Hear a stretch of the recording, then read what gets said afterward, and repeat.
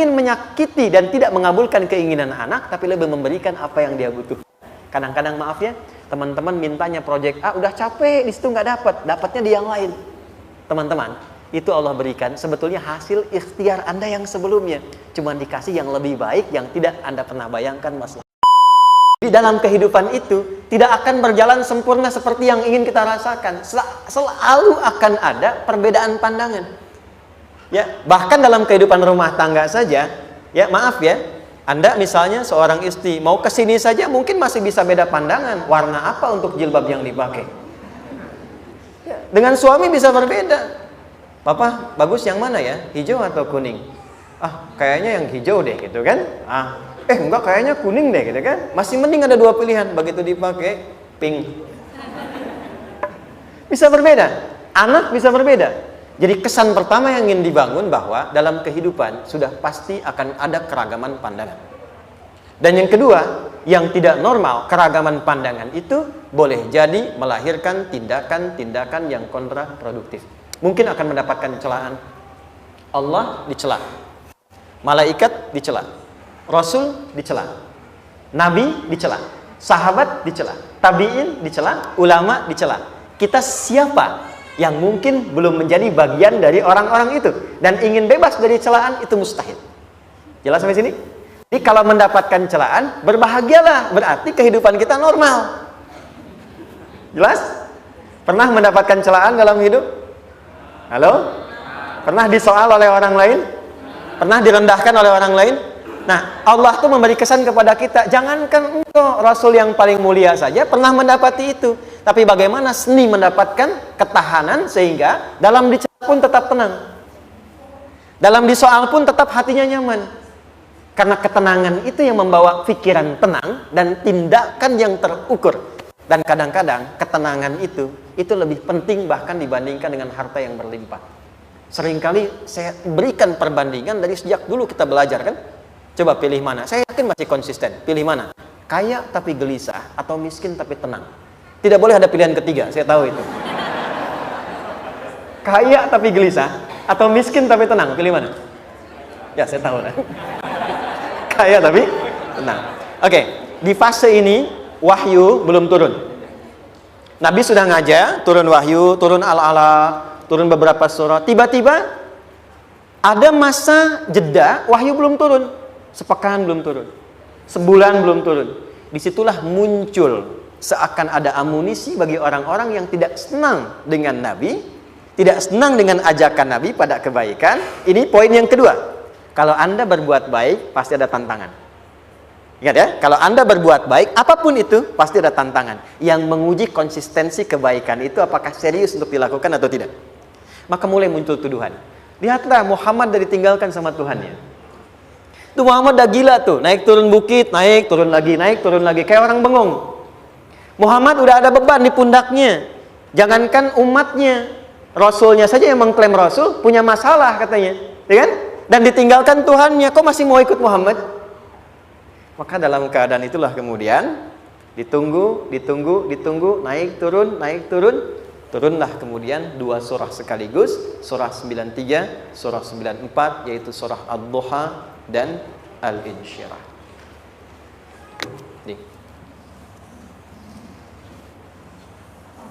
Oke. Ini materinya dahsyat ya. Penting sekali, saking pentingnya ini cepat habis tuh. Sekali lagi. Jazakallah khair. Ya, kelihatan ya. Baik, yuk pelan-pelan. Jadi turunnya surah Ad-Duha dan surah Al-Insyirah, hikmahnya satu atau fungsinya satu, memberikan petunjuk bagaimana mengatasi satu persoalan sesulit apapun, tapi masih dapat menghadapinya dengan keadaan yang tenang. Satu surah ini atau dua surah diturunkan untuk membimbing setiap hamba menuju kepada ketenangan hati. Dua, membangun kekuatan mental sehingga dalam situasi apapun dia tetap kuat mengatasi berbagai persoalan kehidupan. Nanti terapannya banyak, di bisnis ada. Nanti saya turunkan contohnya. Kadang-kadang ikut tender, sudah bagus, sudah menang, tapi proyeknya diambil orang. Ada yang begitu? Nanti ada ayatnya, nanti kita turunkan. Udah siap-siap, kan, pengen melamar, ternyata keduluan orang, gitu kan?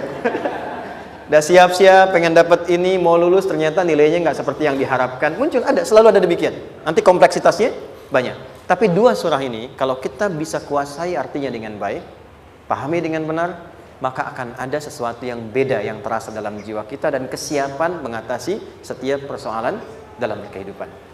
Yuk kita baca dulu ya, supaya dapat keberkahannya dari dua surah ini. Saya bacakan, Anda ikuti ya. A'udzu billahi minasy syaithanir rajim.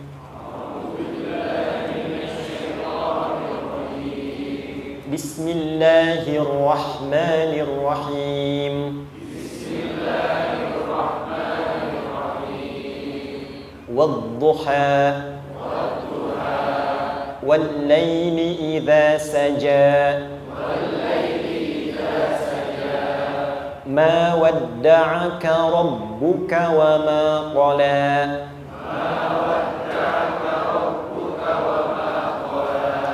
ما ودعك ربك وما قلى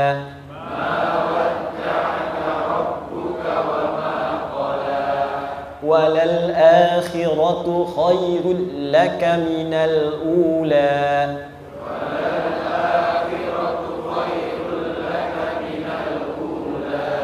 ولسوف يعطيك ربك فترضى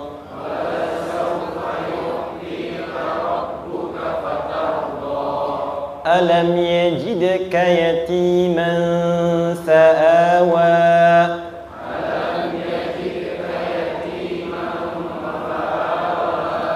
ووجدك ضالا فهدى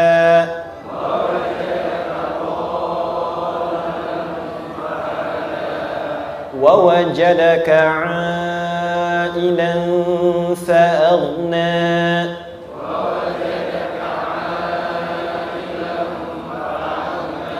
فأما اليتيم فلا تقهر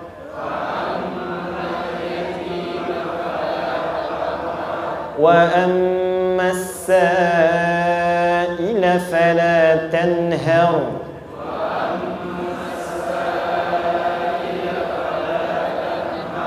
وأما بنعمة ربك فحدث.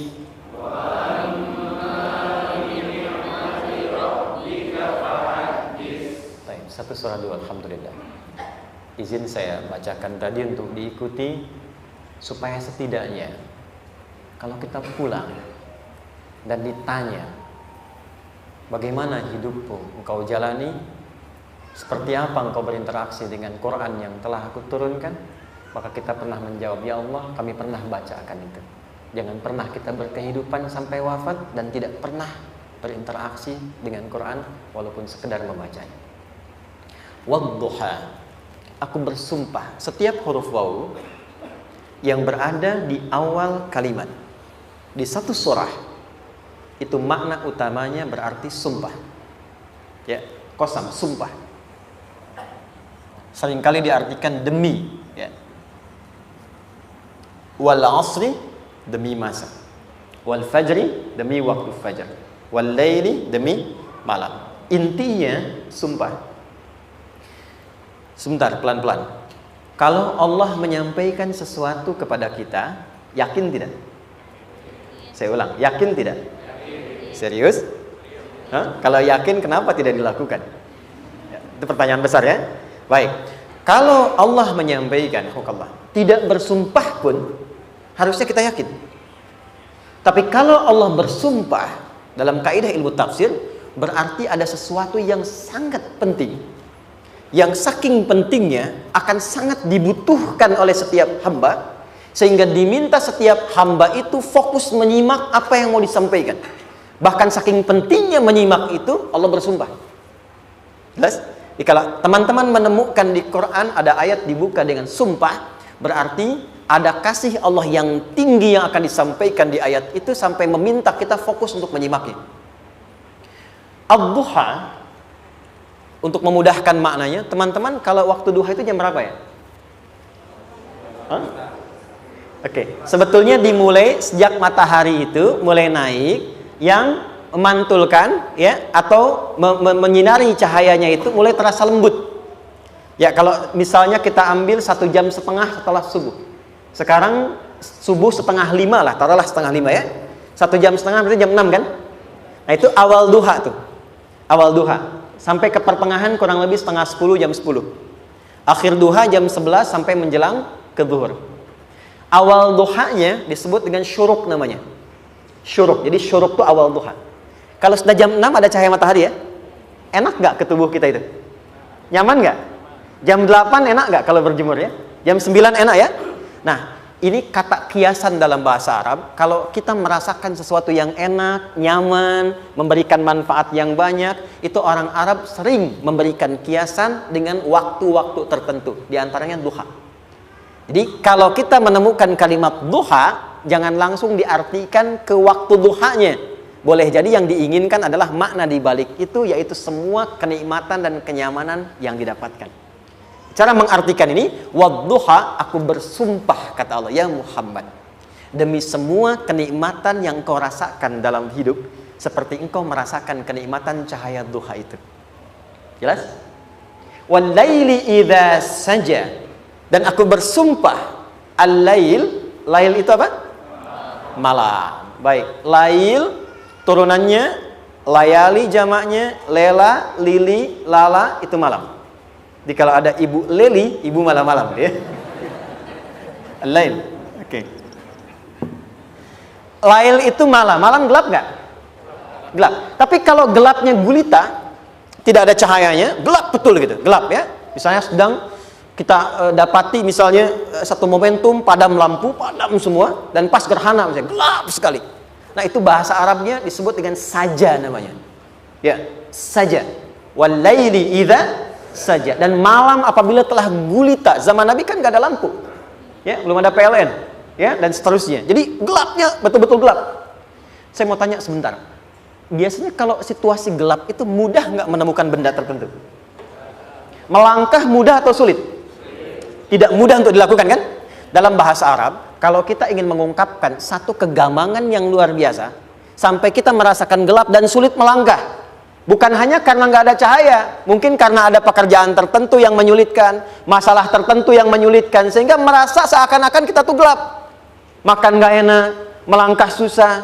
Pernah nggak merasakan situasi yang saking beratnya satu beban itu seakan-akan makan nggak mau, melangkahnya berat, ada vertigo, kadang-kadang pusing. Pernah merasakan itu? Itu bahasa Arabnya, wal-laili idza saja. Perhatikan kalimatnya, ya Muhammad sallallahu alaihi wasallam, aku bersumpah demi semua kebahagiaan dan kenikmatan yang engkau pernah raih, seperti merasakan kenikmatan cahaya duha. Dan mungkin persoalan hidup yang pelik yang membuat engkau merasakan kesulitan, seakan-akan merasa di suasana gelap yang gulita. Ma wadda'aka rabbuka wa ma qala. Tanamkan dalam jiwamu yang paling dalam, aku tidak akan pernah meninggalkanmu.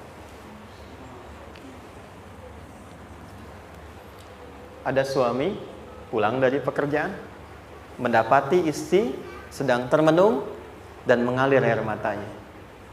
Tiba-tiba suaminya datang mengatakan, hangat sekali pada istrinya, di sampingnya membelainya dan mengatakan, "Ma, demi semua suka yang pernah kita lalui bersama, dan demi duka yang mengalirkan air matamu saat ini pun, tanamkan dalam hatimu yang paling dalam, Papa akan selalu bersama Mama dalam setiap situasi itu." Kira-kira para ibu merasakan itu bagaimana perasaannya? Masa sih? Tapi itu menarik loh. Menarik ya. Jadi kalau teman-teman ngaji surat Yusuf, di surat Yusuf itu laki-laki diilustrasikan dengan matahari, perempuan diilustrasikan dengan rembulan. Ya. Inni ra'aitu ahada asyara kaukaba wasyamsa wal qamara ra'aituhum li sajidin. Ayah, aku melihat bulan dan matahari serta 11 gemintang sujud hormat kepadaku. Jadi matahari diartikan itu sebagai laki-laki, suami, ayah. Kenapa disebut matahari? Diilustrasikannya, matahari itu kan menyengat dengan kuat. Kalau kita menjemur, mengeringkan pakaian, melindungi. Tipikal suami itu melindungi. Ada yang ganggu istri, sengat dengan kuat. Ada air mata yang mengalir, hey, keringkan itu sehingga tidak larut air mata mengalir di pipinya. Itu matahari. Sebaliknya rembulan. Rembulan itu kan enak dipandang, bukan bulannya ya. Bukan bulannya. Kalau bulannya kan desainnya nggak sempurna, baik terlihat. Tapi cahaya rembulannya tampil dengan indah, tampil dengan baik, enak dipandang, menenangkan dan tidak tertukar. Jangan sampai ada istri jadi matahari, suami jadi rembulan. Jelas ya? Dengan kekuatan bulan aku menghukummu, ya kan? Itu salah. Oke. Tahan sampai sini, tahan. Lihat baik-baik. Saya berhenti sampai sini dulu. Kalau di Quran ada ayat menyebutkan, tidak spesifik orang yang disebutkan dan kapan kejadiannya, maka peristiwa itu akan terjadi dan dialami oleh kemungkinan generasi berbeda di setiap masa dengan tokoh berbeda tapi perasaan yang serupa. Sebaliknya, kalau disebutkan namanya, jelas identitasnya, kapan kejadiannya, maka peristiwa itu hanya akan menimpa orang tersebut dan tidak akan dialami lagi orang lain setelahnya. Saya tanya dulu yang akhwat, yang perempuan, kenal Maryam? Kenal, bagus. Kenal di mana? Maryam anaknya Imran, mengandung, melahirkan Isa alaihissalam, Yesus Mesias, tanpa disentuh laki-laki manapun. Dan di Quran identitasnya disebutkan langsung, Maryam binti Imran, wa Maryam ibnata Imran.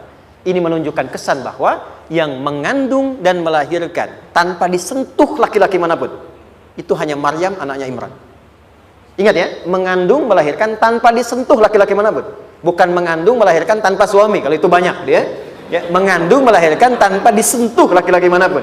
Hanya Maryam binti Imran. Tapi kalau nggak disebutkan siapa orangnya, kapan kejadiannya, tidak detail disebutkan, ini artinya situasi itu akan dialami kembali oleh orang di masa depan dengan generasi yang berbeda tapi substansi yang sama. Pertanyaannya, pernahkah kita mengalami situasi yang sulit sampai seakan merasa gelap? Nah, baik, maka adab yang pertama, jika mengalami situasi seberat apapun dalam berkehidupan, maka dekati Allah Subhanahu wa ta'ala. Ini awalnya, dekati Allah. Apalagi kalau ada yang mengatakan ini nggak mungkin, ini nggak akan terjadi, ini nggak bisa. Kalau sudah ada tanda seperti itu tanda langsung dari Allah supaya Anda diminta langsung mendekat kepada Allah dan tinggalkan semua makhluk. Karena Allah hanya akan mengabulkan langsung kepada Anda tanpa perantara siapapun. Itu yang terjadi pada Nabi Zakaria. Ini nggak mungkin, ini mustahil. Maka beliau langsung memohon kepada Allah dan langsung menyebutkan, ya Allah, saya minta darimu saja, tidak dari yang lain. Maka dikabulkan seketika. Jadi yang pertama, jika punya kesulitan sebesar apapun, seberat apapun, cepat dekati Allah. Maka di situ akan dijawab langsung oleh Allah, ma wadda'aka rabbuka wa ma qala. Hambaku, sepanjang engkau mendekat kepadaku, maka yakinkan dalam dirimu, situasi apapun yang kau rasakan, aku tidak akan pernah meninggalkanmu. Sudah? Satu? Paham sampai sini? Oke. Pelan-pelan ya. Saya belum bicara caranya. Saya baru bicara di awal motivasinya. Dekati Allah dulu, nanti caranya didetilkan di surah Al-Insyirah. Teruskan. Ma wadda'aka rabbuka wa ma qala. Walal akhiratu khairul laka minal. Perhatikan. Hei, seberat-berat bebanmu saat ini, ingat, satu saat akan tuntas. Dan ini pun ujian. Kalau sudah meninggal, gak ada ujian lagi. Dan nanti kehidupan yang sekarang, apapun yang kau pertentangkan, perdebatkan, perselisihkan, itu semua akan ditinggalkan. Jadi ternyata Allah mengungkap hakikat kehidupan dunia. Apapun yang diperselisihkan, tuh unik ya. Orang berselisih pada yang akan ditinggalkan. Aneh nggak? Ada orang berebut makanan, kan? Rebutan sampai berkelahi dan sebagainya. Pada akhirnya makanan yang diperebutkan itu pun akan ditinggalkan. Yang ini meninggal, itu meninggal. Jadi memperebutkan sesuatu yang pada akhirnya akan berakhir. Kata Allah, Allah sampaikan, jika Anda mengalami situasi, sesuatu yang mungkin membuat berat, tanamkan pada jiwa kita, hei, yang aku kejar-kejar ini, boleh jadi aku akan tinggalkan juga.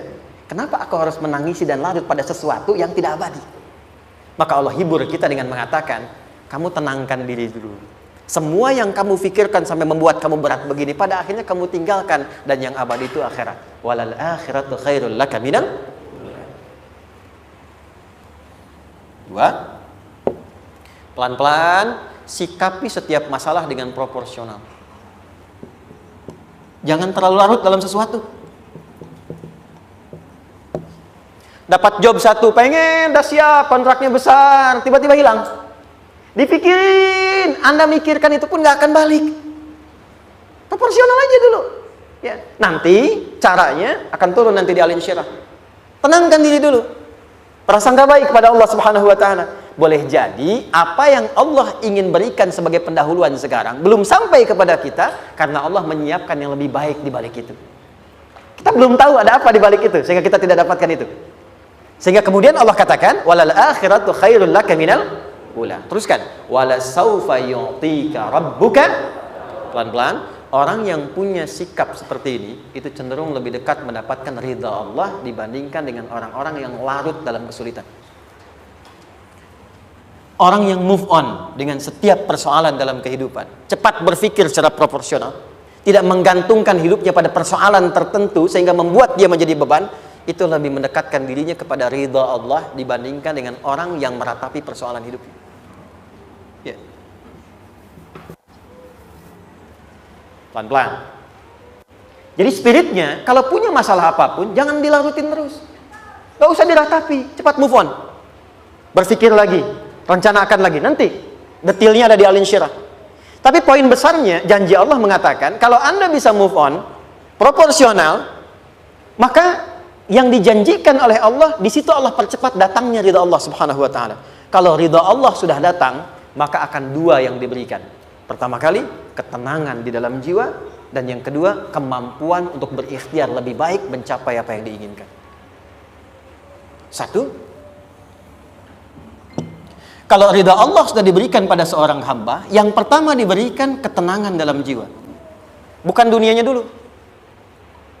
Bukan apa yang Anda ingin harapkan dulu. Pengen sesuatu, ya, pengen materi, pengen kedudukan, pengen lulus anaknya ujian, ya kan?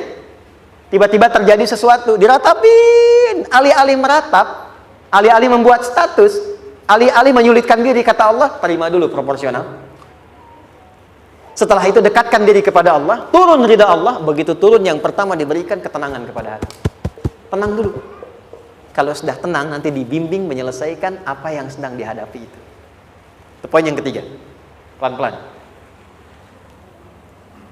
4. Kita masuk ke detail sekarang. Perhatikan baik-baik. Ini yang paling menarik. Alam yajidka yatiman fa'awa. Muhammad SAW, bukankah dulu engkau yatim? Punya banyak masalah? Aku selesaikan juga. Ayahmu meninggal sebelum lahir, ada ibu. Ibu meninggal, ada kakek. Kakek meninggal, ada paman. Ya kan? Ada teman yang menemani Sayyidah Khadijah. Teman yang setia. Semua kebutuhan tersedia. Artinya apa? Perhatikan baik-baik. Kalau Anda punya masalah sekarang, jangan sampai melupakan yang dulu-dulu pun pernah tuntas Allah selesaikan. Jadi kalau sekarang sedang punya persoalan, jangan sampai satu masalah ini membuat Anda kehilangan harapan dan kehidupan. Sementara Anda sadar, dulu pun banyak masalah kok selesai juga. Kenapa dengan yang satu ini kita harus jatuh? Sekarang usia berapa? 20, 30, 40, 50. Sekarang usia 50 tahun, ada masalah, baru 5 menit datang sudah merasa jatuh. Yang 50 tahun ke belakang yang banyak selesai itu kita nilai atau tidak? Maka kata Allah, seperti yang dulu pernah aku selesaikan ribuan masalah itu, yang sekarang pun mudah aku tuntaskan. Jelas? Nah, secara psikologi, orang-orang yang selalu bertindak seperti itu akan selalu punya harapan lebih tinggi untuk menyelesaikan persoalannya. Jadi kalau sedang punya masalah, pikirkan yang dulu juga selesai, masa yang sekarang nggak selesai. Itu prinsipnya. Secara psikologis demikian. Jelas ya? Oke. Wa wajadaka dhallan fahada. Muhammad, dulu engkau pernah mengalami melihat masyarakat banyak berbuat yang tidak baik, aku berikan petunjuk. Kuncinya fahada di situ. Orang yang punya motivasi kuat dan keyakinan untuk bisa menyelesaikan persoalannya, maka dia akan lebih cepat mendapatkan petunjuk Allah untuk mendapatkan solusi terbaik. Ada sini. Saya agak cepat ya, mohon izin. Wa wajadaka 'ailan fa'aghna. Bahkan, maaf, bukan sekedar selesai. Kalau perlu saya bikin kaya, kata Allah. Aghna itu kalau ilmunya luas. Kalau harta, hartanya banyak. Kalau kedudukan, kedudukannya tinggi. Hei, engkau yang sedang mengejar kedudukan, Aku tahan sebentar karena ada yang nggak bagus untukmu di sini. Tapi kalau kamu terima, aku angkat itu lebih daripada apa yang kamu harapkan. Kamu pengennya bintang 2, aku naikkan sampai bintang 4. Kalau perlu 5 sekalian. Hei, kamu yang in kampus di sini, aku tahan. Bahasa kamu nggak lulus, kamu nangis, kamu mengadu, kamu datang pada orang tuamu.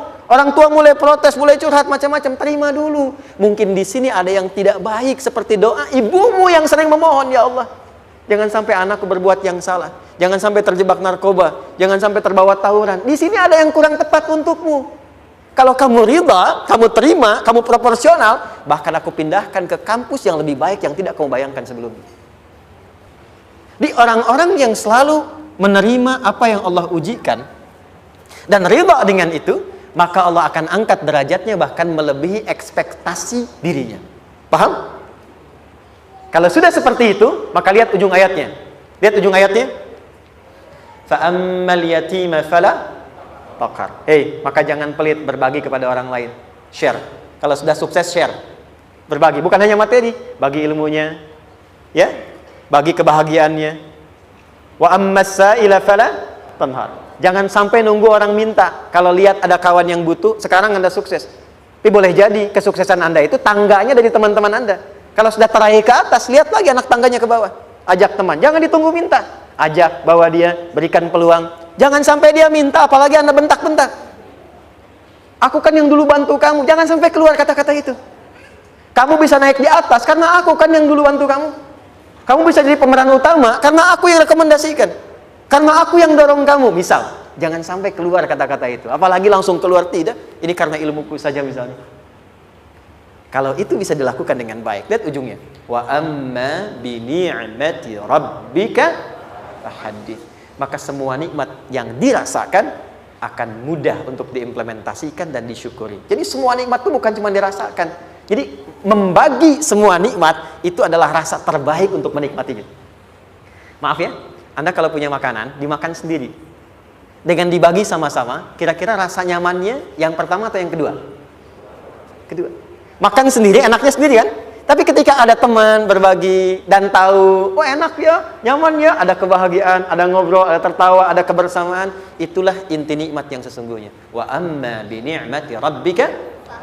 Ternyata masalah yang diberikan bukan ingin memberikan beban, tapi ujungnya, endingnya supaya Anda bisa mendapatkan nikmat berkualitas yang bisa dibagi.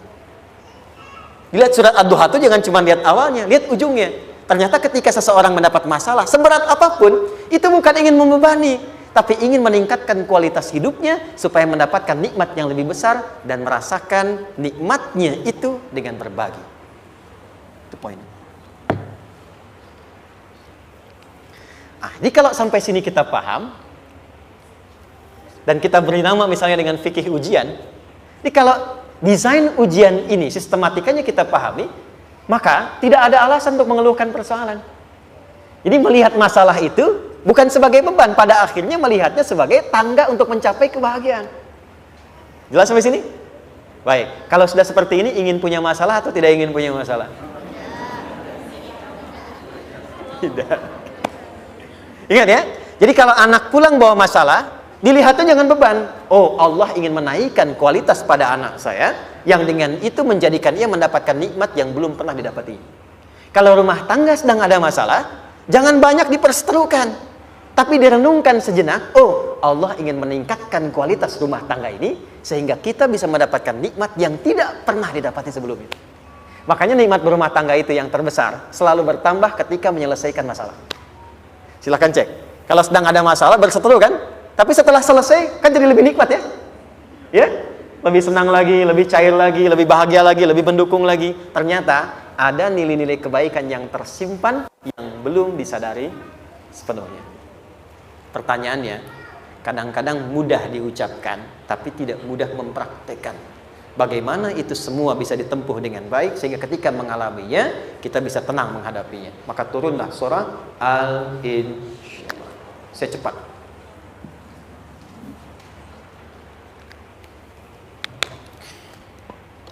Teman-teman, ini apa? Kelas ya? Baik, pelan-pelan sedikit. Kira-kira volumenya besar kecil? Kecil ya? Baik. Kalau saya bandingkan dengan gayung, volumenya besar mana? Gayung ya? Baik. Kalau ini saya perlebar, sehingga bisa memasukkan apapun ke dalamnya, itu bahasa Arabnya disebut dengan insyirah namanya. Jelas? Meluaskan sesuatu sehingga terlihat lapang, sehingga memudahkan setiap hal masuk ke dalamnya. Itu insyirah namanya. Surah ini diberi nama dengan surah Al-Insyirah, yang berarti sesuatu yang lapang, yang tenang, yang nyaman. Yang diharapkan dengan keadaan hati yang lapang, nyaman, tenang itu, segala persoalan yang dihadapi dalam kehidupan akan mudah diterima dan tidak berdampak besar dalam menyikapinya. Maka bagaimana kemudian Allah memberikan turunan-turunan petunjuk supaya apa yang diharapkan ini bisa tercapai? Satu, izin mengilustrasikan. Saya kasih cerita sebentar. Ada seorang anak muda, kisah ini sangat viral, hampir setiap kita bisa mendapatinya. Datang kepada seorang kakek tua di sisi danau yang jernih sekali airnya. Dia berkeluh kesah tentang persoalannya. Dia katakan, saya punya masalah begini. Berat sekali terasanya. Kakek itu kemudian permisi, dia hanya membawa 2 genggam garam. Kemudian beliau bawa 1 gelas, ilustrasinya seperti ini. Dimasukkanlah kemudian garam itu ke gelas itu. Lalu diambil 1 gelas air yang jernih tadi dengan garam segenggam. Kata beliau, minum. Pemuda itu mengatakan, wah asin, minum aja dulu. Lalu ketika diminum, langsung ditumpahkan. Dia muntahkan, asin katanya.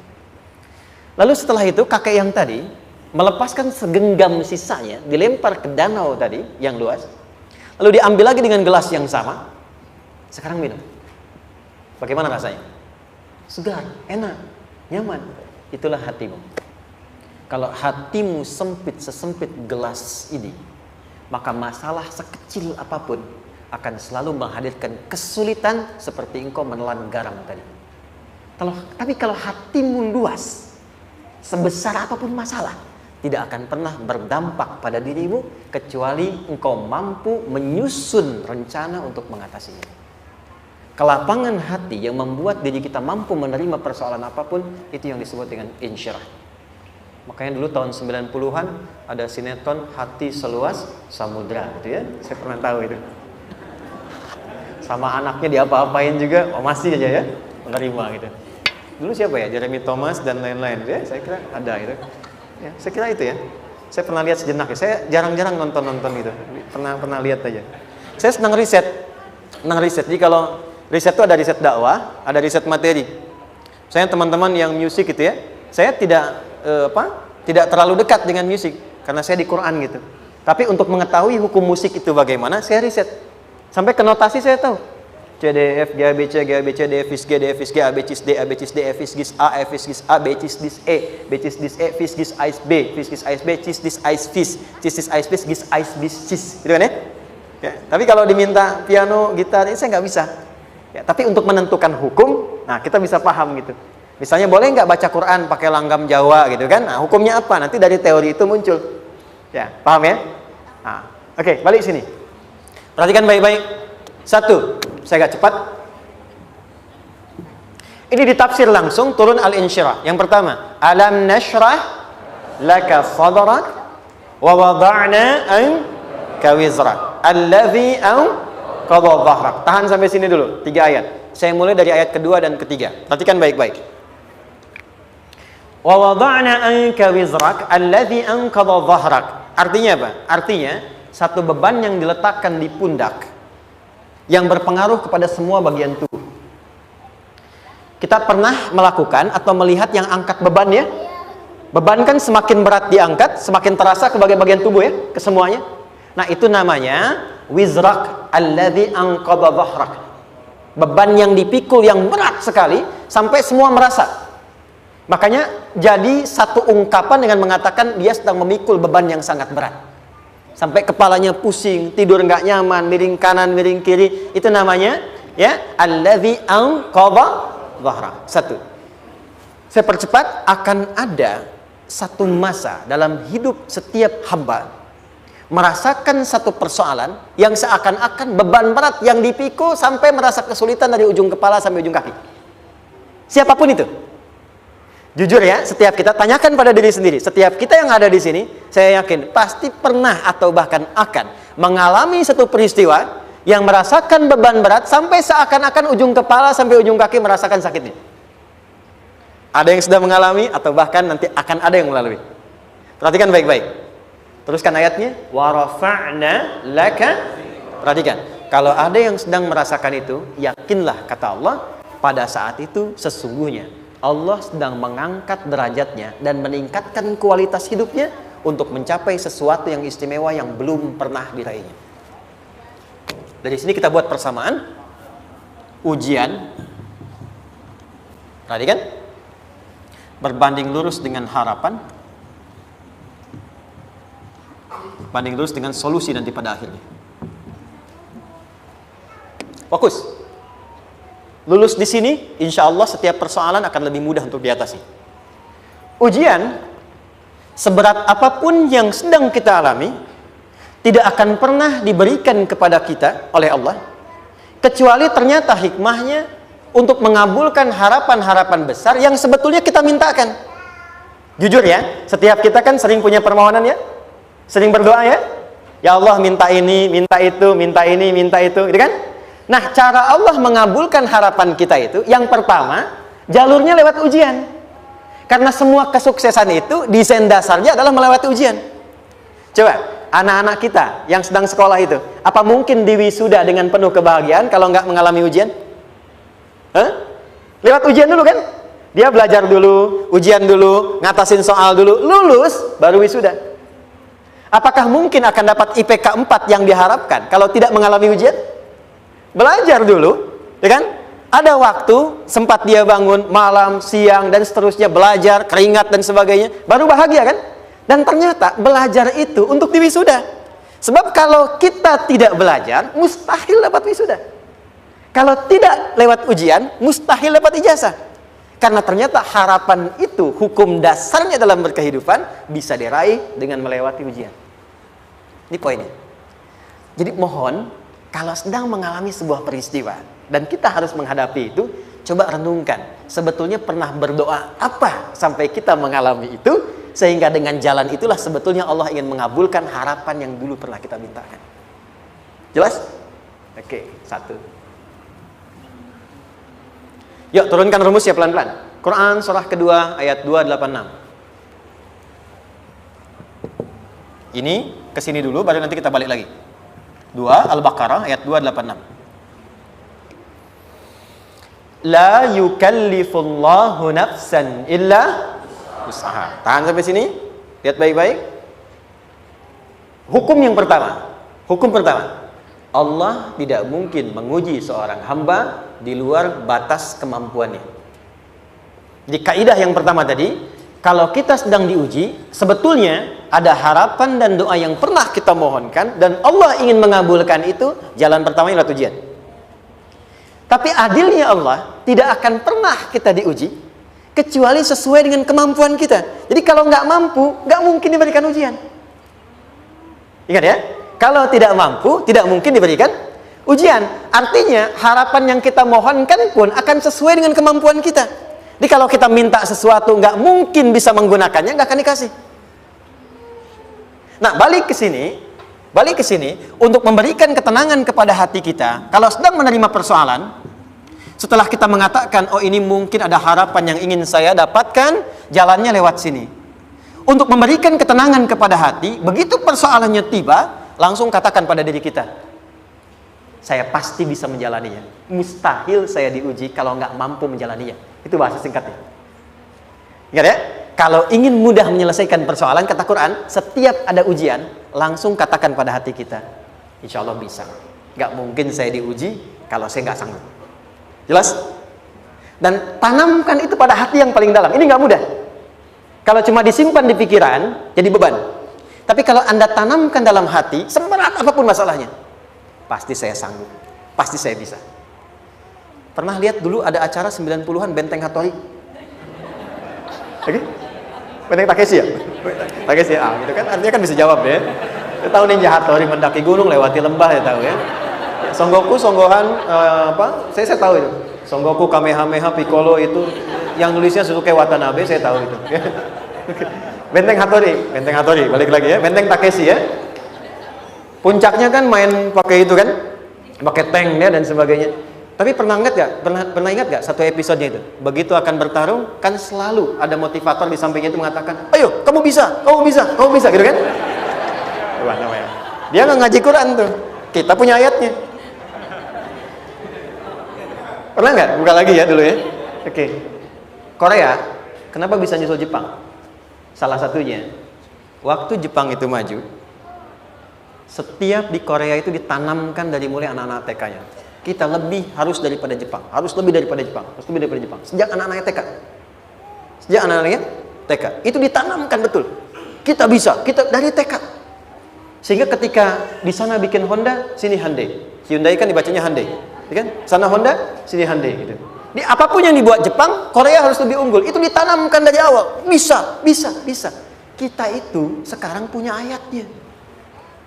Jadi kalau sedang punya masalah seberat apapun, katakan pada diri kita, insya Allah bisa. Gak mungkin diuji kalau nggak sanggup. Bisa insya Allah. Bisa. Kenapa mah? Bisa. Jelas? Oke. Sudah di situ teruskan. Lanjutkan. Warafa'na laka dzikra. Teruskan. Fa inna ma'al usri. Nah, ini poin terbesarnya. Fa inna ma'al usri yusra. Fa huruf yang menunjukkan sesuatu berlangsung dengan cepat. Inna di ilmu nahwunya berbunyi begini, di gramatikal bahasa Arab. Harfu nasbin wa taukidin. Tansibul isma wa tarfa'ul khabara. Mabniyun 'alal fathi la mahalla lahu min al-i'rabi. Paham? Tidak. Inna huruf yang digunakan untuk menguatkan informasi agar ditancapkan ke dalam hati sekuat-kuatnya dan jangan pernah ragu. Jadi kalau orang Arab itu nancapkan tongkat begini dan kuat, tidak goyah, itu nasab namanya. Nasabar rajula asahu fil ardi. Inna ini harfu nasab. Jadi kalau ada di Quran dibuka informasinya dengan inna, maksudnya begini, hei, tancapkan informasi dalam hatimu dengan kuat, jangan pernah ragu. Yakinkan pada dirimu. Apa yang harus diyakinkan? Ma'al usri yusra. Inna ma'al usri yusra. Usrun sama dengan yusrun. Lari ke sini. Oke. Apa artinya usrun? Sulit. Oke. Sulit itu ada dua. Ada sa'bun, ada usrun. Kalau kesulitan yang relatif, kata si A sulit, si B mudah, itu sa'bun namanya. Contoh, kata si fulan, bahasa Jepang susah. Padahal kata yang lain tidak. Saya ke Jepang, anak-anak kecil begini bisa bahasa Jepang, gitu kan? Bagi mereka mudah, gitu ya. Saking mudahnya gitu. Kata shiwa, gitu. Anak-anak kecil, bagi mereka mudah, bagi kita belum tentu. Itu sa'bun. Inna lughatal yabaniyah sa'bah. Relatif. Tapi kalau kesulitan yang sifatnya mutlak, semua orang mengatakan sulit. Maaf, bawa mobil, sulit atau mudah? Bukan mengendarai ya, bawa mobil, bawa. Sulit ya? Sulit ya? Baik, sepakat sulit semuanya. Nah, itu dalam bahasa Arab dikenal dengan usrun. Kesulitan yang semua sepakat bahwa itu susah. Sulit, semua sepakat. Dan ketika ada orang bicara, aku sedang punya masalah begini. Semua mengatakan, wah itu nggak mudah, itu nggak mudah. Itu usrun namanya. Lawannya, kemudahan yang relatif disebut sahlun. Tapi kemudahan yang semua sepakat bahwa itu mudah, itu yusrun namanya. Mengangkat spidol, semua mengatakan mudah, ringan. Itu yusrun namanya. Perhatikan, Allah tidak memasangkan sa'bun dengan sahlun, tapi memasangkan usrun dengan yusrun. Orang-orang yang punya keyakinan kuat, setiap persoalan itu akan selesai. Dan dia mengatakan pada dirinya, aku bisa melewatinya. Maka, perhatikan kalimatnya kata Quran. Inna ma'al usri yusran. Sesulit apapun masalah yang sedang dia alami, maka Allah akan datangkan solusi semudah-mudahnya yang bisa dia nikmati. Dengan kata lain, kalau kita bawa ke bahasa psikologi, kalau sedang menghadapi persoalan seberat apapun, selain kita mengatakan, ini pasti bisa saya lalui, saya insya Allah sanggup mengatasinya, katakan pada diri kita, ini pasti selesai. Pasti ada solusinya, pasti mudah. Katakan, walaupun memang solusinya belum datang, tapi tenangkan pada diri kita dengan mengatakan inna ma'al usri yusra. Bahasa psikologinya, katakan pada diri kita ini pasti selesai. Gak mungkin gak selesai, pasti ada solusinya, pasti mudah. Itu lebih memberikan harapan pada diri kita untuk menuntaskan persoalan dibandingkan dengan meratapinya. Jelas? Teruskan, fa inna ma'al usri. Kalau masih ragu kata Allah, katakan lagi sekali lagi sampai hati kita merasa nyaman. Jadi kalau sedang punya persoalan seberat apapun, tanamkan pada diri kita, pasti selesai. Belum nampak, insya Allah pasti selesai. Gak mungkin diuji kalau gak ada solusi. Itu lebih memberikan harapan. Setelah itu, fa'idha faraghta, mitigasi masalahnya, mitigasi persoalannya. Tuliskan, ini masalahnya apa? Rumah tangga. Apa saja misalnya, dia ada suami, ada istri, ada anak-anak. Masalah ada di mana? Kadang-kadang benangnya jadi kusut karena satu-satu nggak segera diselesaikan. Maka kata Al-Quran, fa'idha faraghta, satu-satu mitigasi dulu. Satu masalah di sini, lihat di suami, lihat di istri. Kalau pekerjaan, masalahnya apa? Sebelum bercabang kemana-mana, petakan. Apakah rekanannya? Apakah relasinya? Apakah kemampuannya? Apakah manajerialnya? Apakah marketingnya? Mitigasi, kotaki semua, selesaikan satu-satu. Setelah itu, apa yang dilakukan? Wa ila rabbika, tawakal sepenuhnya kepada Allah untuk menentukan hasilnya. Tawakal itu yang paling mahal.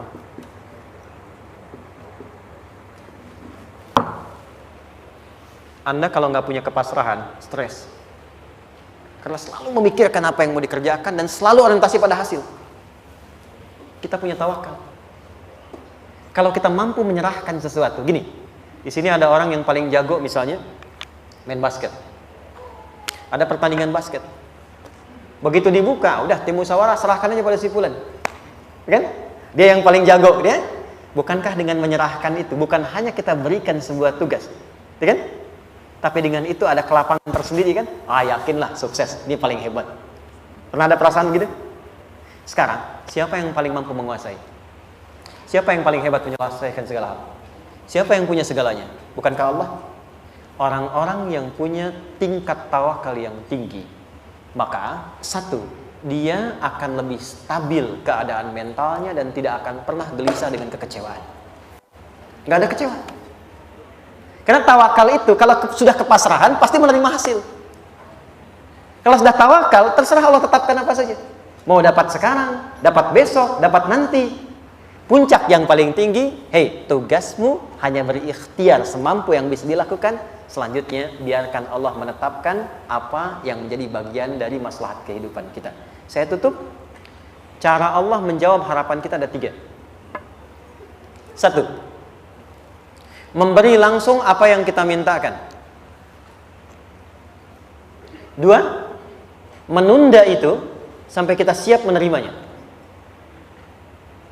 3. Mengganti apa yang kita inginkan dengan apa yang kita butuhkan. Saya ulang ya. 1. Memberi langsung apa yang kita mohonkan. Misal, ya Allah saya ingin A misalnya, anak saya pengen ke ITB. Tapi nggak mungkin tiba-tiba langsung masuk ITB kan?